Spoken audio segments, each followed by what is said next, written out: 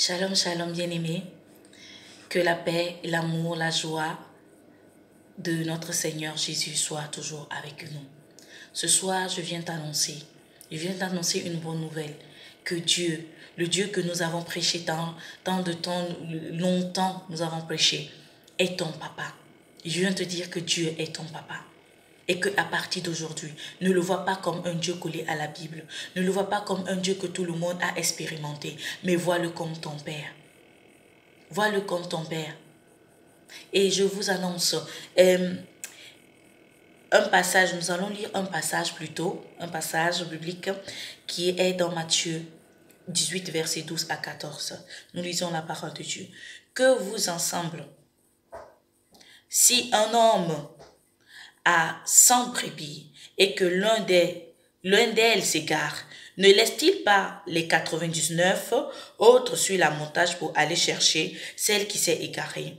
Et s'il la trouve, je vous le dis en vérité, elle lui cause plus de joie que les 99 qui ne sont pas égarés. De même, ce n'est pas la volonté de votre Père qui est dans les cieux qu'il se perde un seul de ses petits. Amen. Nous avons vu l'exemple des brebis. Aujourd'hui, toi qui ne connais pas, toi qui ne connaissais pas, ou toi qui ne vis pas la vie d'un enfant et son papa, je te dis que tu étais une brebis égarée. Mais aujourd'hui, je t'annonce que ton papa te tend la main, il te cherche. Il te cherche parce que tu es précieux pour lui. Tu es précieuse pour lui. Il ne te prend pas à la légère. Tu comptes pour lui. Tu comptes vraiment pour lui. Et il t'aime d'un amour inconditionnel. Ton papa t'aime d'un amour inconditionnel. Et aujourd'hui, je viens t'annoncer que commence à ancrer dans ton esprit, à ancrer dans ton cœur que Dieu est ton Père. Commence à répéter, Dieu est mon papa, Dieu est mon papa, Dieu est mon papa. Tu commences à le voir tel qu'il est. Et je t'apprends comment le processus se fait. Le processus, c'est que là, quand tu écoutes ma voix, après, tu t'assois. Tu prends un moment, c'est-à-dire que dans ton lieu secret, tu t'assois et tu parles, tu dis Seigneur, papa, viens t'asseoir, je veux te parler, je veux te parler. Il s'assoit, en esprit, par la foi, tu penses qu'il est là, il est présent et tu commences à faire le bilan depuis ta naissance jusqu'à là où tu es en train de lui parler. Mais bien aimé, ne mets jamais le tort sur quelqu'un. N'accuse personne dans ton passé. N'accuse personne depuis ton enfance. Ne mets jamais le tort sur quelqu'un. Toi, explique seulement tout ce qui s'est passé dans ta vie jusqu'à ce que tu le vois maintenant comme un père. Et tu verras comment il va commencer. Il va te remplir d'abord de joie et de paix.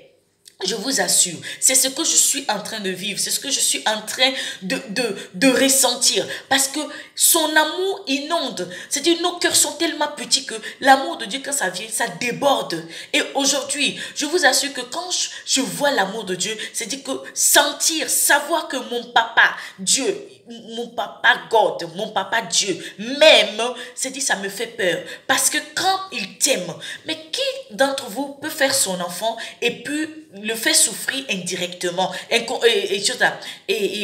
fait souffrir ton enfant innocemment? Qui peut le faire? Personne. Parce que nous aimons nos enfants. Nous les avons accouchés. Nous les aimons d'un cœur. C'est-à-dire qu'ils font partie de nous. C'est comme ça aussi, nous faisons partie de Dieu. Nous faisons partie de lui. C'est pourquoi il nous aime inconditionnellement et il ne veut pas que nous souffrons. Tu es en train de souffrir aujourd'hui parce que tu ne sais pas que Dieu est ton Père.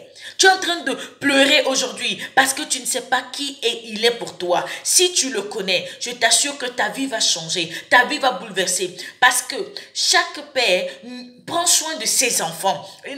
C'est-à-dire que ceux qui ont des enfants, tu viens d'accoucher un bébé, tu te bats pour que l'enfant soit en bonne santé, tu te bats pour que l'enfant puisse manger. L'enfant ne pleure pas pour te dire que nourris-moi, l'enfant ne te demande pas. Et puis quand nous commençons à comprendre que Dieu est notre Père, il y a une autre manière de prier. Tu ne parles pas quand tu pries, tu commences à crier, oh Jésus, oh Baleba, oh Papa, oh ceci, oh cela. Non, tu commences à voix douce, tu commences à parler à ton Père. Tu commences à le parler à voix douce et tu lui parles d'un cœur sincère. Tu lui racontes les faits de ta vie. Ne cherche pas à envelopper avec les mots des gens. Tu es précieux. Mais si dans ta vie est un échec, mais tu peux pas dire il est précieux. Il est précieux par rapport à quoi? Il est précieux par rapport à quoi? Mais quand tu lui parles d'un cœur sincère, tu verras que ta vie va changer et il donnera la solution à tous tes problèmes. Que Dieu te bénisse. C'est juste te dire que Dieu est ton papa.